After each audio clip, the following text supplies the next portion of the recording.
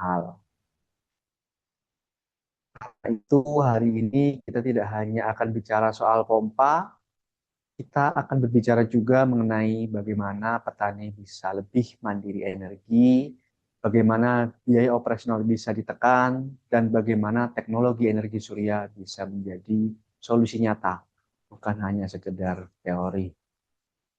Di webinar ini, izinkan kami ingin berbagi bagaimana eh, fakta mengenai realita biaya diesel di lapangan, bagaimana sistem pompa air tenaga surya dapat bekerja tanpa BBM dan tanpa baterai, perbandingan antara diesel dan tenaga surya hingga 10 tahun ke depan, hingga studi kasus implementasi nyata di berbagai daerah di Indonesia, mulai dari sawah irigasi, air bersih, hingga pengendalian banjir rob.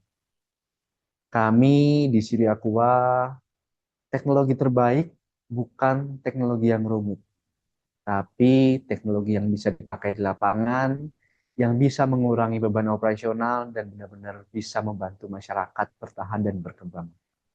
Semoga sesi hari ini bisa membantu membuka wawasan baru bahwa masa depan pompa air tidak harus tergantung dari BBM, karena matahari tidak pernah mengirimkan tagihan. Izin saya langsung mulai masuk ke materi yang akan saya sampaikan.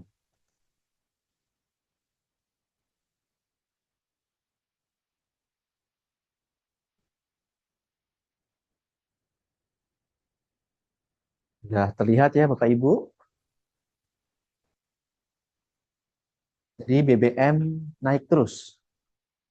Ini solusinya, pompa air tanpa BBM.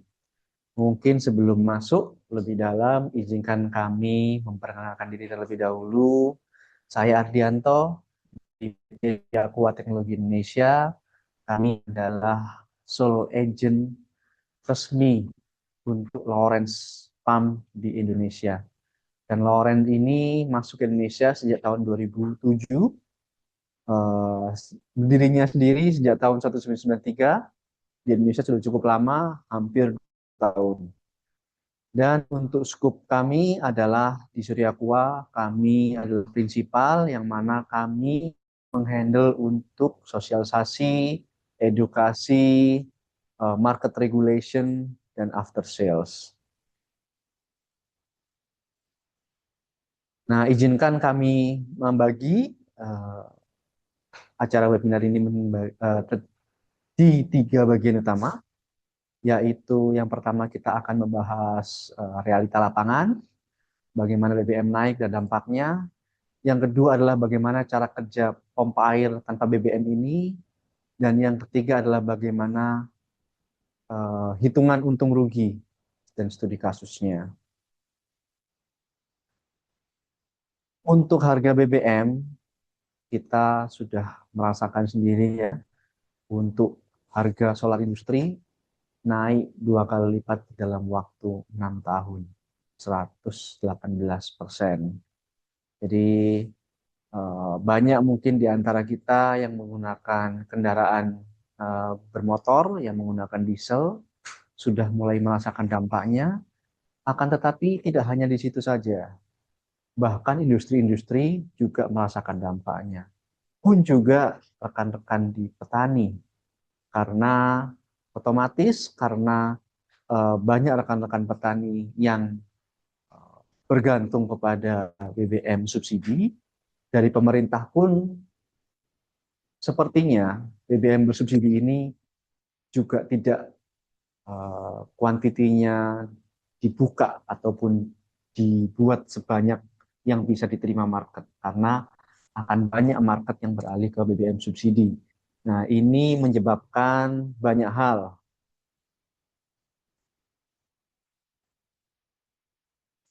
Nah, karena kenaikan harga BBM ini pastinya biaya operasional membengkak. Jadi kita sudah mengalami beberapa atau banyak harga komoditi itu sudah naik. Plastik naik, eh, beras mungkin sudah mulai, gula, telur. Kenapa? Karena semuanya. menggunakan BBM. Petani juga BBM bisa menyerap 60-80% biaya operasi pompa diesel. Saat harga naik, margin panen pasti langsung tergerus. Padahal kita belum berbicara hal-hal yang lain seperti pupuk, bibit, dan juga faktor-faktor lain yang bisa mempengaruhi margin petani. Yang kedua adalah jam operasional pompa dirasionalisasi. Mungkin awalnya operasional pompa bisa maksimal, bisa disesuaikan sesuai dengan kebutuhan, tapi karena adanya kenaikan BBM, otomatis kita harus mulai menyesuaikan untuk jam operasional dari pompa. Akibatnya tanaman pasti kurang siram, kurang air, bahkan di peternakan sapi dan ayam pun pastinya juga bisa ter, terdampak kurang minum. Dan ini menyebabkan produktivitas menjadi turun. Yang ketiga adalah terjadinya antrian dan kelangkaan BBM di SPBU. Kalau kita berbicara mengenai BBM subsidi, karena BBM non-subsidi harganya langsung melonjak tinggi, akan semakin banyak orang yang beralih sebisa mungkin ke BBM subsidi. Dulunya mungkin petani masih bisa mendapatkan dengan mudah BBM-BBM yang bersubsidi, akan tetapi semakin banyak orang yang mencari BBM bersubsidi, ada kemungkinan terjadinya petani pun tidak mendapatkan BBM bersubsidi ini. Kalaupun beli di eceran, harganya bisa sampai 2 kali lipat.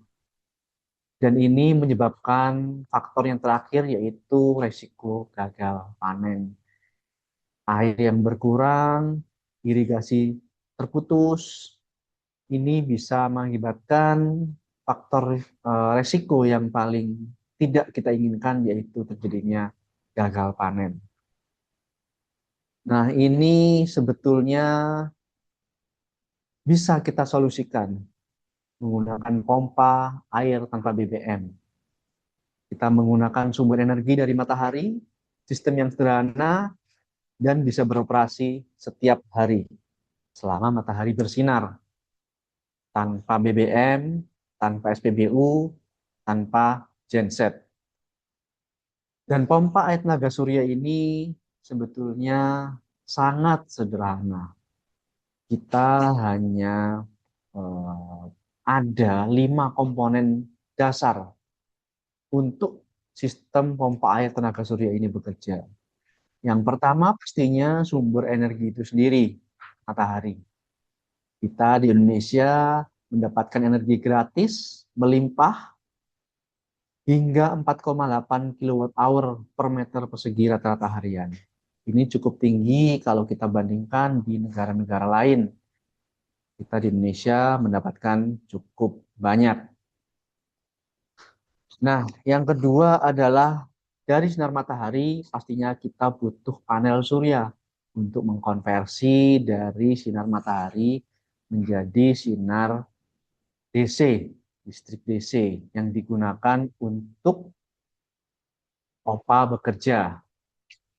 Nah, dari panel surya ini, energi akan eh, digunakan ya untuk mengenergize controller. Controller ini fungsinya adalah otak dari sistem ini, mulai dari sisi harvesting, mengambil energi dari matahari, mengontrol pompa, hingga operasi hybrid semuanya bisa dikontrol menggunakan controller. Selanjutnya pastinya pompa itu sendiri, karena ini kita berbicara pompa. Pompa submersible adalah pompa yang paling umum digunakan di Indonesia dan paling efisien. Sehingga untuk pertanian eh, lebih mendukung untuk hasil yang lebih baik. Akan tetapi disesuaikan juga dengan kondisi lokasi. Apabila membutuhkan pompa surface atau pompa fugal, masih juga bisa. Dan yang terakhir, untuk distribusi, yaitu water tank dan pipa. Ini khususnya adalah ketika kita berbicara untuk proyek-proyek air bersih, yang mana ketika kita menyimpan air dalam tandon, kita sebetulnya mempunyai baterai air. Kita bisa menyimpan air di tandon dan kita bisa mendistribusikannya menggunakan gravitasi selama 24 jam. Nah, kalau kita komparasi secara sederhana, pompa air tenaga surya mempunyai keunggulan di berbagai aspek. Dan kalau kita lihat di sini di tabel perbandingan, perbedaan aspek atau dimensi sumber energi itu yang menjadi pembeda ke semua aspek atau dimensi yang lain. Sebagai contoh, pompa air tenaga surya, karena sumber energinya menggunakan sinar matahari, biaya operasional mendekati nol. Sedangkan untuk pompa listrik PLN masih terbebani oleh tagihan listrik untuk setiap bulannya. Dan untuk pompa diesel pastinya harus menghadapi harga BBM yang harus dibeli setiap minggu atau setiap bulannya ya. Dan ketidakpastian untuk harga BBM itu sendiri. Nah, kalau kita lihat dari perawatan pun juga pompa BBM mempunyai biaya perawatan yang cukup tinggi. Sedangkan pompa listrik PLN cukup rendah, sama pun juga dengan pompa tenaga surya. Di aspek-aspek dan dimensi yang lain, sumber energi juga membuat perbedaan. Sebagai contoh, untuk pompa diesel, pastinya tergantung dari fosil, dan juga untuk fleksibilitas lokasi hanya bisa diterapkan atau diimplementasikan di daerah-daerah yang mana bisa dipastikan ada distribusi BBM. Sedangkan pompa listrik PLN pastinya tergantung jaringan listrik PLN. Ketika di daerah tersebut tidak ada jaringan listrik PLN, bisa dipastikan bahwa sistem tidak bisa bekerja. Dan untuk pompa tenaga surya, karena ketergantungan energinya cukup mandiri dan terbarukan, pompa tenaga surya bisa dipasang dimanapun. Tidak tergantung dari jaringan, tidak tergantung dari rantai distribusi BBM atau energi. Bisa dipasang di mana saja. Dan dampak lingkungannya pastinya pompa tenaga surya bisa beroperasi dengan bersih dan senyap. Sedangkan pompa listrik PLN tergantung PLN tempat, mereka sumber energinya dari fosil ataupun non-fosil, masih belum bisa kita pastikan. Tapi kalau untuk pompa diesel bisa dipastikan bahwa berdampak langsung ke polusi udara dan polusi suara. Namun untuk pompa tenaga surya, ada baiknya kita membuat 4 keputusan teknis yang bisa membantu kita untuk menentukan mana pompa air tenaga surya yang tepat untuk kita. Yang pertama, kita harus memastikan pompa tersebut, sistem tersebut mempunyai efisiensi yang tinggi. Yang kedua, siap untuk terhubung sejak awal. Jadi pompa tersebut future proof, bisa kita konekkan ke sistem IoT ataupun berjalan standalone sendiri. Yang ketiga, dirancang untuk off-grid, karena pompa air tenaga surya seringkali dipasang di daerah-daerah yang terpencil, karena sumber air berada di daerah terpencil ya. Harus dipastikan bahwa sistem bisa reliable dan juga cukup robust untuk bertahan di daerah kondisi-kondisi yang ekstrim. Dan yang keempat, sebisa mungkin sistem tenaga surya bisa kita tahu performanya dari awal ataupun bisa kita desain dengan baik. Nah, untuk Loren sendiri, pompa tenaga surya Lorentz, sistem tenaga surya Lorentz memang dipersenjatai dengan perangkat lunak kompas yang bisa kita gunakan untuk mendesain pompa air tenaga surya. Nah, kurang lebih seperti ini Bapak Ibu, di sebelah kiri bisa dilihat. Kita bisa mendesain dengan mudah untuk sistem pompa air tenaga surya dengan hanya 3 parameter dasar, yaitu lokasi, yang pertama. Yang kedua adalah head dari pompa yang kita butuhkan. Yang ketiga, kita butuh untuk mengetahui berapa banyak debit yang kita butuhkan untuk satu harinya. Nah, kenapa yang diperlukan adalah debit? Nah, ini seringkali juga banyak sekali ditanyakan oleh rekan-rekan petani, karena umumnya pompa itu kita memakai satuan liter per detik untuk kemampuan pumpingnya. Akan tetapi karena kita menggunakan pompa air tenaga surya, otomatis kita menggunakan energi surya sebagai sumbernya, dan energi surya sangat terjadi volatilitas ataupun intermitensi perubahan energi. Jadi akan lebih bijak ketika kita berbicara untuk pompa air tenaga surya adalah akumulasi air dalam satu hari yang kita butuhkan. Dari 3 parameter dasar tersebut, software ini bisa mengenerate report, yang mana di report ini sudah cukup detail, mulai dari tipe pompa, berapa banyak solar panel yang kita butuhkan, ukuran kabel yang kita butuhkan, ukuran pipa yang kita butuhkan, dan juga data-data simulasi untuk output yang bisa kita dapatkan dari software ini. Jadi bahkan sebelum solar panel dipasang di pompa ini, kita sudah bisa mendapatkan hasil simulasi berapa banyak air yang kita butuhkan untuk kita dapatkan untuk setiap harinya. Nah, ini juga sangat berguna bagi rekan-rekan mungkin yang dari dinas ataupun dari NGO, supaya bisa melakukan FS ya, feasibility study, dan juga untuk rekan-rekan NGO untuk data awal, supaya ada komunikasi yang detail antara NGO dan donor.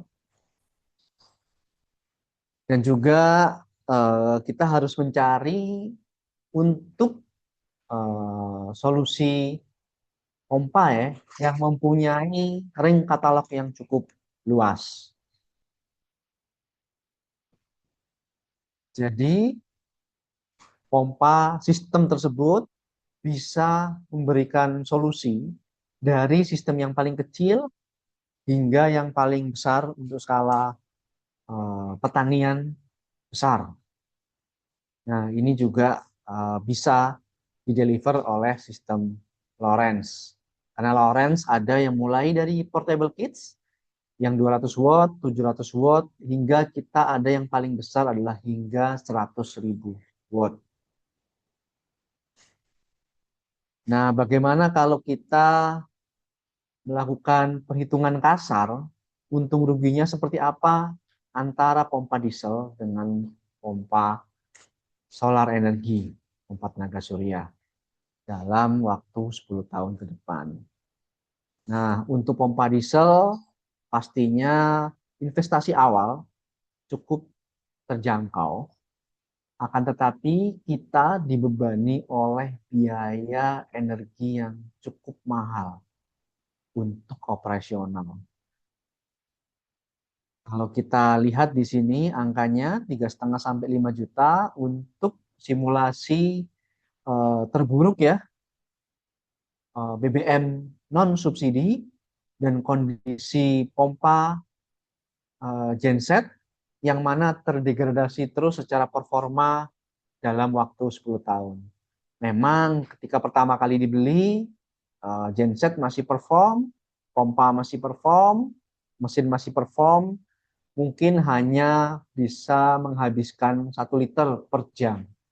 Akan tetapi ketika semakin lama, karena ada moving part ya, ada part bergerak, ada yang bisa aus, performa terus turun, hingga 1,5 dan 2 liter per jam untuk konsumsi BBM-nya. Dan ini kita simulasikan untuk pompa setara dengan 5 PK dan operasional 6 jam sehari. Untuk oli dan servis, kita asumsikan ganti oli setiap 200 jam dan overhaul tahunan. Umur mesin kita anggap saja 5 tahun, kita ganti yang baru. Dan juga ada kondisi-kondisi tambahan seperti emisi, getaran yang mengganggu, dan termasuk juga untuk kesulitan ketika kita mendapatkan BBM itu sendiri.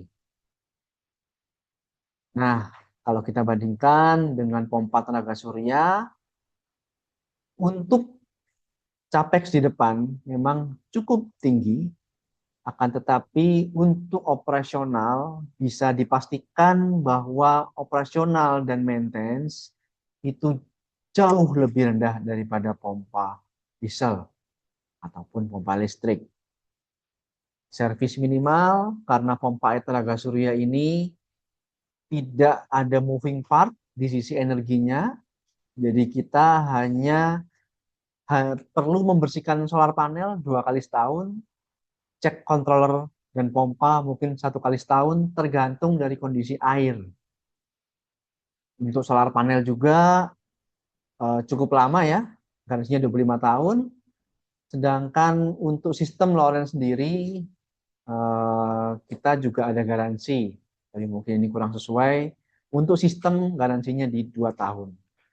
Operasional pastinya senyap, tidak ada emisi, dan kita menjadi mandiri energi. Jadi tidak peduli bagaimana harga BBM, harga PLN, karena kita sudah mempunyai energi sendiri.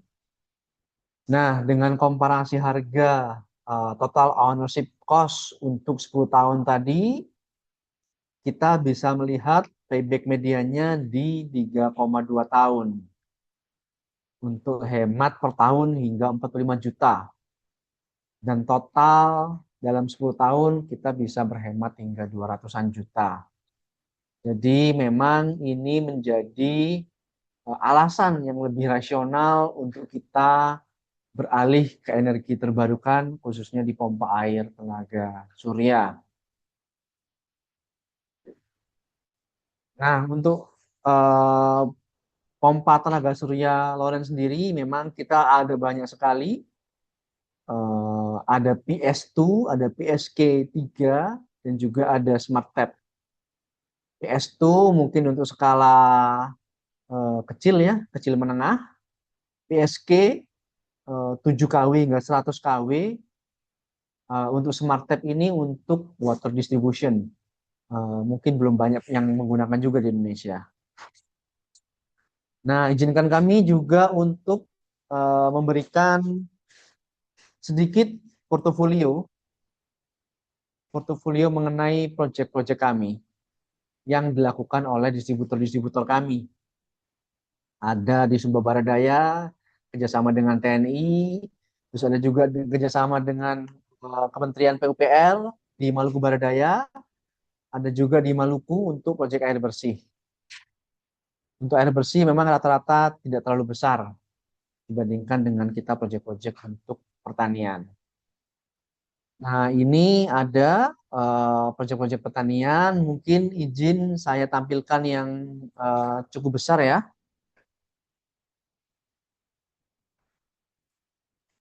Nah, yang saya putar sekarang videonya itu adalah di Danau Toba untuk kubikasi air hingga 1.300 kubik per hari dengan head 40 meter dengan sistem PV sebanyak 66 kW. Jadi dari pinggir Danau Toba ini di Pulau Samosir hingga ke area yang bisa terlihat di layar itu sejauh 6 kilometer dengan beda ketinggian di 40 meter. Dan sistem masih bisa mendeliver air sebanyak 1.300 meter kubik untuk perharinya. Dan mungkin yang sebelahnya, sebelah kanannya, ini sebaliknya, kalau yang tadi di Toba sangat besar, yang kakao di Kolaka ini justru yang kecil, hanya 700 watt.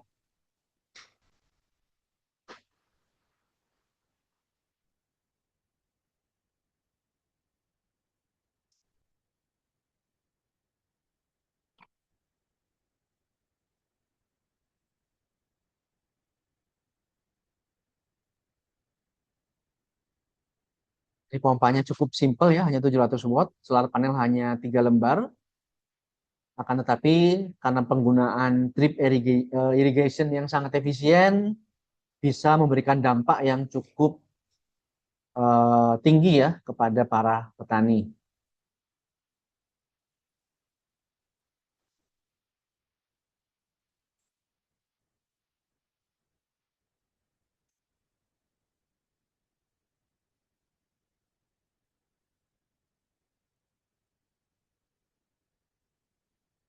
Nah, kalau tadi ada air bersih, ada juga untuk pertanian. Nah, kalau yang ini cukup baru, ini adalah untuk desa-desa pesisir, untuk ROP.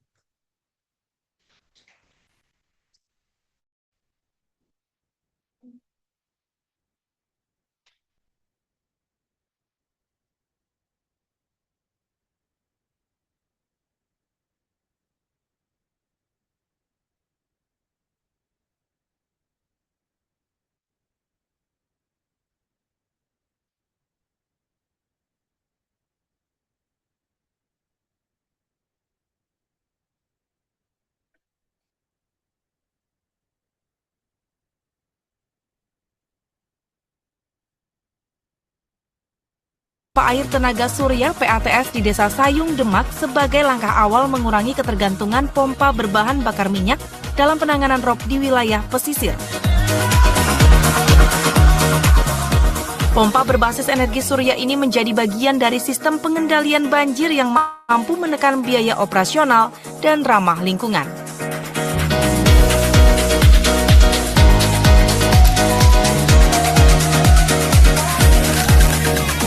Ini pembangkit listrik tenaga surya pertama yang kita gunakan yaitu di wilayah Sayung.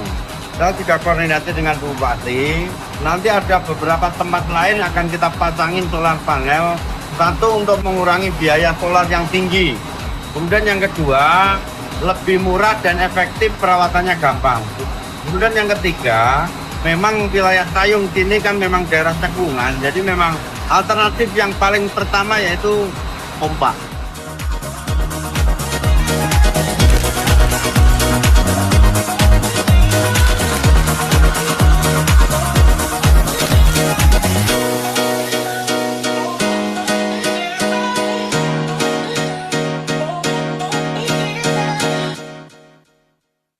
Ini adalah contoh untuk daerah ROP ya. Dan untuk langkah berikutnya, ketika kita ingin menjadi mandiri energi, cukup memulai 3 langkah ini, yaitu konsultasi gratis. Silakan bertanya kepada kami. Ada chat kami, ada email kami. Yang kedua, kita akan berbicara lebih detail mengenai lokasi. Nanti akan kami teruskan ke distributor-distributor kami, dan distributor kami akan membantu Bapak Ibu petani, Bapak Ibu dari dinas ataupun rekan-rekan NGO untuk mendapatkan penawaran mengenai produk-produk pompa air tenaga surya ini. Jadi silakan untuk apabila ada yang ingin kita diskusikan bersama di webinar ini, kami persilahkan. Saya kembalikan ke Mbak Nadine selaku moderator dan MC. Baik, terima kasih atas materi dari Bapak Ardianto. Bapak Ibu peserta, sebelum memasuki tanya jawab, kami menginformasikan bahwa link absensi telah dibagikan di kolom chat. Mohon untuk mengisi sebagai tanda kehadiran untuk registrasi sertifikat dan pengiriman materi. Baik, sekarang kita langsung masuk ke sesi tanya jawab. Bagi peserta yang ingin bertanya, dapat menulis pertanyaan di kolom chat. Nanti akan langsung dibacakan oleh Pak Ardianto. Mari kita manfaatkan kesempatan ini untuk berdiskusi dan mendapatkan wawasan lebih dalam mengenai pompa air tenaga surya.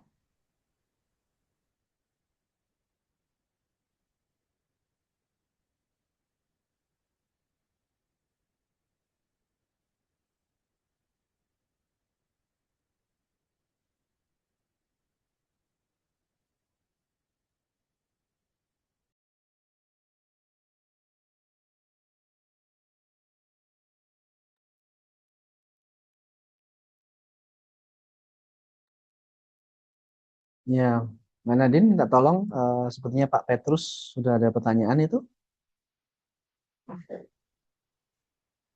Oke, Pak Petrus, terima kasih atas pertanyaannya. Untuk garansi sistem itu memang tergantung dari partner distribusi. Biasanya 2 tahun, Pak. Akan tetapi untuk garansi part itu berbeda-beda. Sebagai contoh untuk solar panel itu untuk solar panel yang major brand di Indonesia itu rata-rata mereka mempunyai garansi performa 25 tahun dan garansi craftsmanship di 3 tahun. Sedangkan untuk pompa kami, pompa Lawrence, untuk garansinya adalah di 2 tahun. Makasih Pak Petrus. Kurang lebih seperti itu Pak. Yang kedua, mungkin bisa diperjelas ya, Bapak Nurmin Afriyadi, buku manual materai yang seperti apa yang dimaksud ya? Karena saya kurang paham maksudnya, buku manual materai. Kalau buku manual untuk pemasangan, itu nanti bisa mengkontak tim kami, supaya nanti kita bisa bantu kirimkan dulu untuk yang versi PDF-nya ya, untuk bisa dipelajari. Terima kasih Pak Nurmin. Untuk Pak Diko Ilham Amarta,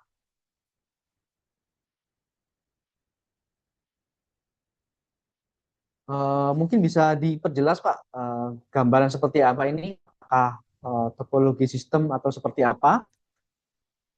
Karena untuk pompa air tenaga surya, izin mungkin akan saya sedikit share ya.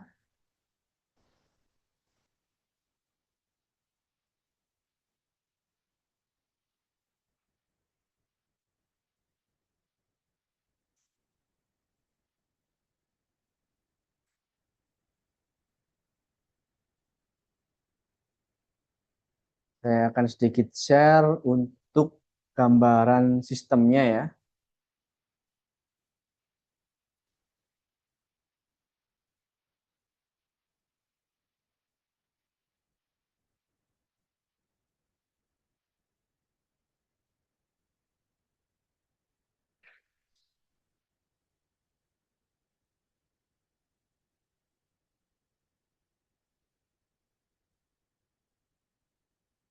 Nah, ini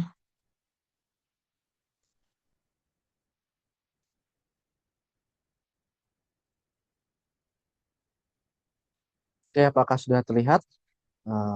Bapak, mohon maaf. Ini.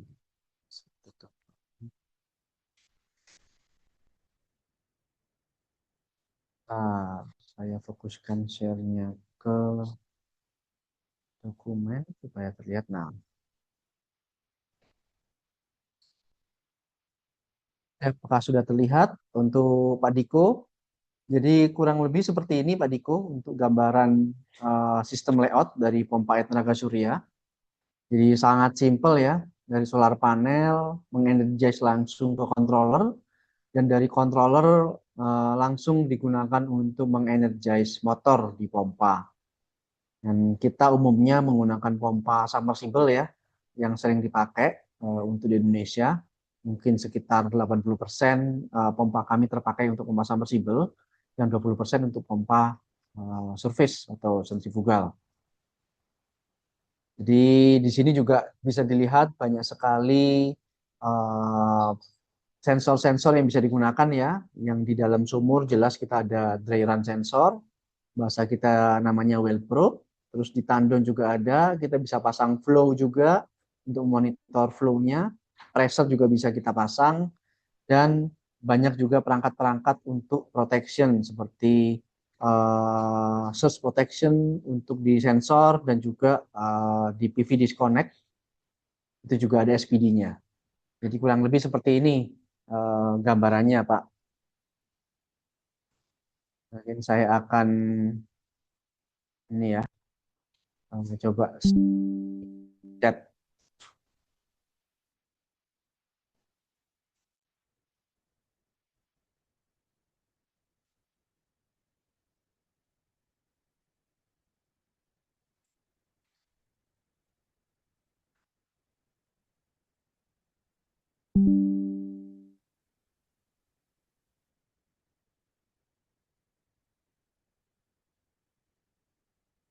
Nah, kurang lebih seperti itu Pak Diko untuk sistemnya.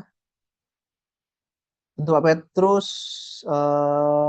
sebentar, saya lanjutkan lagi dari atas ya.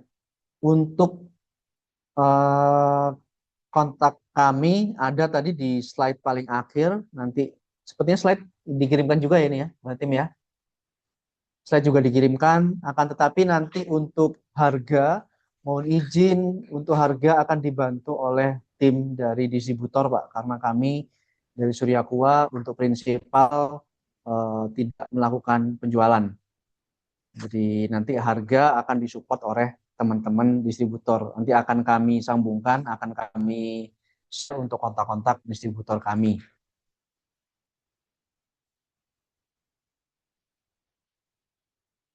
Jadi untuk Pak Diko, kami sistemnya tidak pakai baterai, Pak. Pompa kami. Jadi kita usahakan bateraieless karena untuk Lawrence sendiri filosofinya kita save water ya, not electricity. Ketika kita simpan di baterai, izin Pak, ada banyak sekali masalahnya, Pak. Yang pertama, paling awal kita ada masalah di procurement. Baterai itu mahal. Yang kedua, untuk mobilisasi. Setelah mahal, kita mobilisasi ke lokasi itu juga berat. Kita kena ongkos lagi, Pak, mahal. Yang ketiga, ketika penggunaan, baterai itu lebih sensitif daripada solar panel. Dia ada standar temperatur dan ada tabelnya. Contoh Pak ya, untuk baterai-baterai yang kita pakai, baterai kering, VRLA, itu on paper itu 1000 cycle Pak. Jadi baterai kita tidak bisa bicara hari ya, kita tidak bisa bicara hari, minggu, bulan, tahun, tapi kita bicara cycle. Jadi kalau cycle satu hari kita isi, kita gunakan itu satu cycle. On paper, baterai VRLA itu 1000 cycle, tapi dengan catatan 25 derajat untuk ambient temperatur.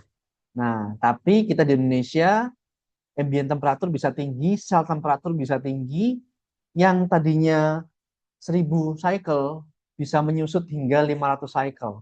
Anggap saja kita pakai satu hari, satu cycle, 500 cycle itu setara dengan 1,8 tahun. Jadi 1 tahun 9-10 bulan. Itu akan sangat pendek umurnya. Jadi itu masalah di sisi pemakaian.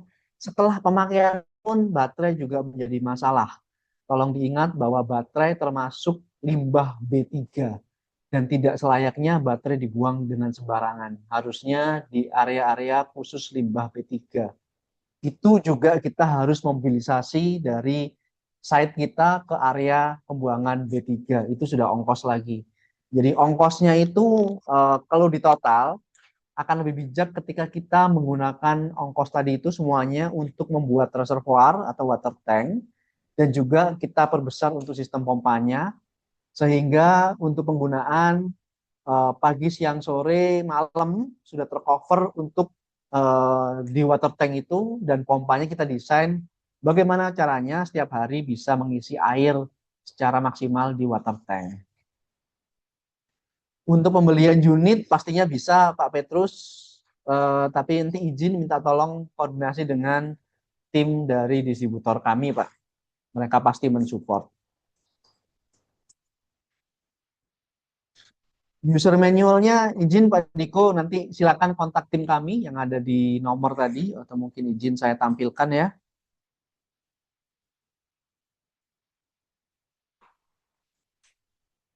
Izin saya tampilkan lagi untuk kontaknya. Nanti bisa kami bantu. Selama non komersial akan kami support semaksimal mungkin, tapi nanti kalau di sisi komersial kami akan bantu untuk sambungkan ke partner-partner distributor kami. Jadi bisa di nomor WhatsApp dan email ini ataupun website kami juga bisa. Di situ bisa langsung untuk menghubungi kami.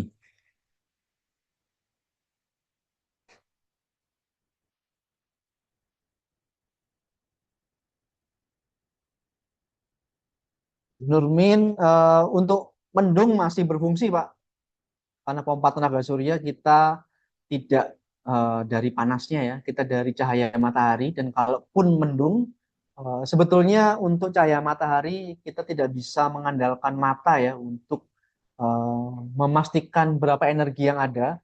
Kita harusnya menggunakan solar power meter ya. Jadi kalau ada pertanyaan, apakah mendung bisa bekerja? Selama energinya masih ada, bisa Pak. Jadi seringkali kita kondisi mendung, kita pakai solar power meter, satuannya di situ adalah watt per meter persegi. Selama watt per meter perseginya mencukupi untuk pompa bisa bekerja, bisa. Bahkan gerimis masih bisa. Tapi pun juga ada kondisi di mana mungkin pada waktu kita secara kasat mata cukup terang ya, akan tetapi mungkin di atas, di lapisan ozon, mungkin ada sesuatu yang terjadi, dan energinya drop, itu juga mungkin terjadi Pak, tapi sangat jarang. Jadi yang bisa kita jadikan patokan bukan terlihat oleh mata kita, tapi di solar power meter. Kalau malam sebetulnya ada beberapa kasus di kami amati untuk controller Loren, ketika malam hari dia switch on, jadi untuk controllernya, tapi tidak untuk pompanya. Jadi ketika bulan, karena sebetulnya cara kerja panel surya itu kita dari sinar matahari itu yang kita tangkap hanya fotonnya, Pak. Jadi di solar panel itu sudah ada energi, sudah ada elektron di silikonnya. Ya, kita membutuhkan foton yang mempunyai energi, Pak, untuk menumbuk elektron di dalam silikon ini, Pak, untuk menjadi elektron bebas.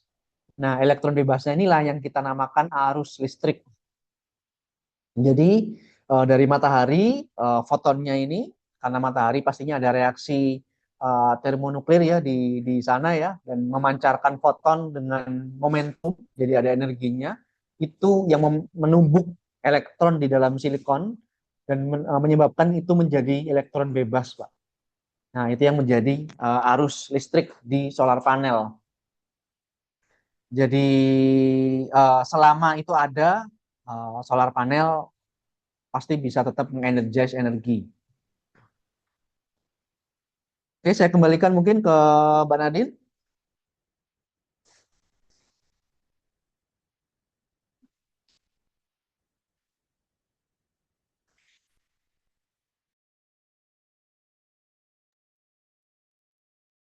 Terima kasih kepada Pak Ardianto sebagai pemateri serta seluruh peserta yang telah hadir dan aktif dalam webinar ini.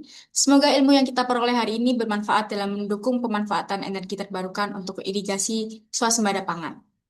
Sebelum kita mengakhiri acara ini, mari kita abadikan momen dengan sesi foto bersama. Mohon kepada seluruh peserta untuk menyalakan kamera.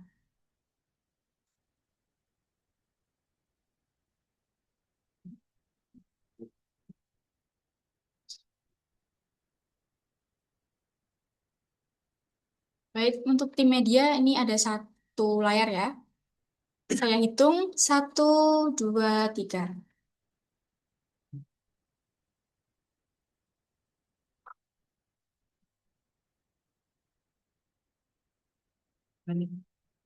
Baik, sekali lagi terima kasih saya ucapkan kepada Bapak Ibu yang telah memanfaatkan waktunya dengan bergabung dengan kami di acara webinar hari ini. Sampai jumpa di acara selanjutnya. Selamat siang dan tetap semangat Bapak Ibu. Wassalamualaikum warahmatullahi wabarakatuh.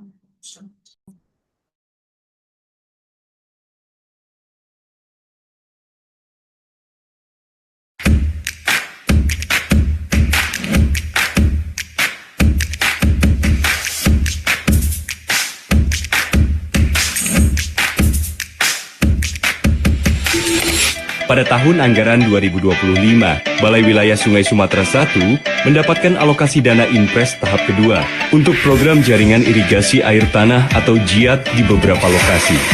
BWS Sumatera I mulai menerapkan dengan model pompa air tenaga surya. Sistem ini memanfaatkan teknologi solar panel untuk mengoperasikan pompa air baku di sumur tersebut. Pengambilan air dengan memakai pompa dengan sumber energi dari tenaga matahari sangat efisien. Setelah sistem selesai dipasang, pompa air baku mulai beroperasi menggunakan energi surya. Hasilnya sangat luar biasa.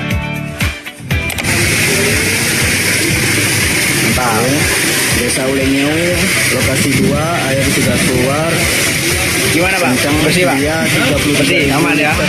Keuntungan dari model ini sangat dirasakan oleh para petani karena bisa memotong biaya operasional pompa.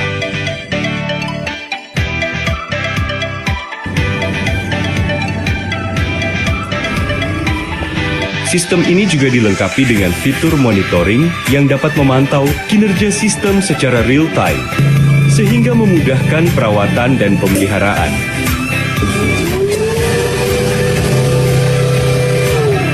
Untuk debit dan segala macam nanti ada di sini di aplikasinya.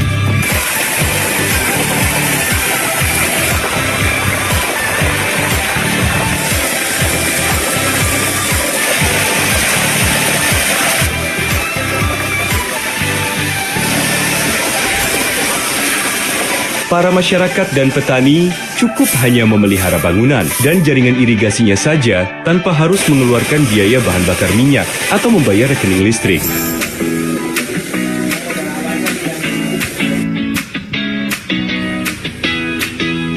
Kita harapkan hal ini dapat menjadi inspirasi bagi daerah-daerah lain untuk mengembangkan potensi energi surya sehingga outcome-nya dapat menambah hasil pertanian dengan meningkatkan periode tanam.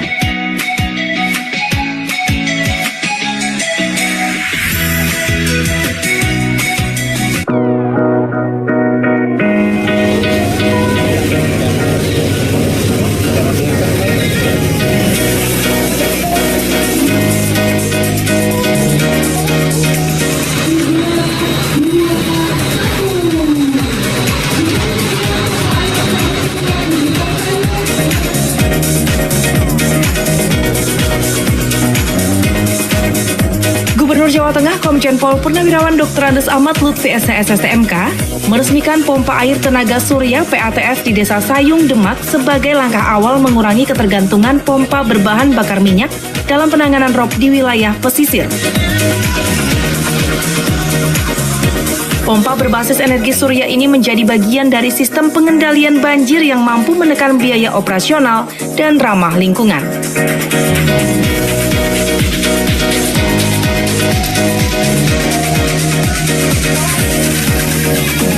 Ini pembangkit listrik tenaga surya pertama yang kita gunakan yaitu di wilayah Sayung. Kita juga koordinasi dengan Bupati. Nanti ada beberapa tempat lain akan kita pasangin solar panel.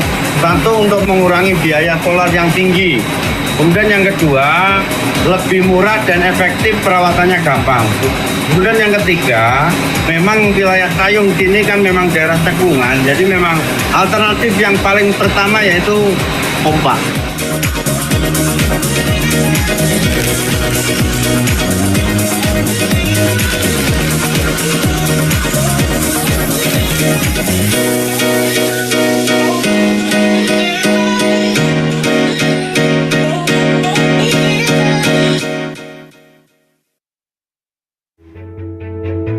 Pemprov Jawa Tengah memberikan bantuan pompa air tenaga surya kepada petani di Cilacap.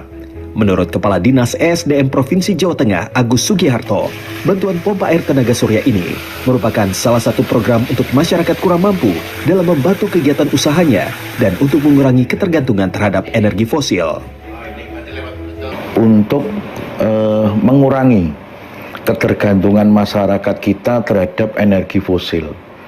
Misalkan yang selama ini petani-petani kita menggunakan pompa air dengan BBM, baik solar maupun pertalite, diganti dengan tenaga surya atau PETS. Pengembangan PETS juga dikembangkan untuk mendukung produktivitas dan mengurangi beban petani kita terhadap energi fosil di dalam melaksanakan produksinya. Keberadaan mesin pompa air tenaga surya ini diharapkan memudahkan para petani untuk mendapatkan air dan hasil panen yang lebih maksimal. Mesin pompa air tenaga surya ini mampu mengairi lebih dari 30 hektar sawah. Ada sekitar 100 petani yang menjadi penerima manfaat langsung dari bantuan ini. Terus semenjak ada ini kita lebih gampang, lebih mudah. Intinya kita tinggal tunggu dari petugas sudah tahu lah gitu ya. Kita tidak perlu mesin pompa lagi, kita tinggal tunggu ini, mereka udah tahu petugasnya, kita lebih nyaman, lebih pengharapan lebih mudah intinya. Terus hasil lebih maksimal, biasanya kan 1 hektar dapat 6 ton, itu 7 sampai 8 kita dapatnya. Staf pelaksana pemerintah Desa Adiraja, Suhada, menuturkan bahwa bantuan mesin tenaga surya itu menjadi solusi konkret bagi permasalahan sulitnya air di musim kemarau. Jika sebelumnya pada musim kemarau risiko gagal panen tinggi, maka sejak adanya bantuan mesin pompa tenaga surya ini, petani mudah mendapatkan air. Di musim MT2 biasanya kita gagal panen karena keterbatasan fasilitas berupa pompa air, mesinnya yang harus banyak, masing-masing peratnya harus punya mesin sendiri, dan itu memerlukan BBM yang banyak setiap harinya. Nah, misalkan satu hari dok siangnya itu kita bisa menghabiskan 100.000 untuk satu mesin. Nah, pada satu mesin itu hanya dimiliki untuk satu orang, paling banyak untuk 1 hektar itu nggak sampai penuh dalam satu hari. Tapi itu melalui PATS ini, itu bisa dalam satu hari bisa menjangkau 5-10 hektar, tergantung situasi cuacanya atau volume kekeringannya seperti apa begitu. Dinas ESDM Provinsi Jawa Tengah akan terus mengembangkan dan berinovasi terhadap energi baru terbarukan untuk memenuhi kebutuhan energi bagi masyarakat.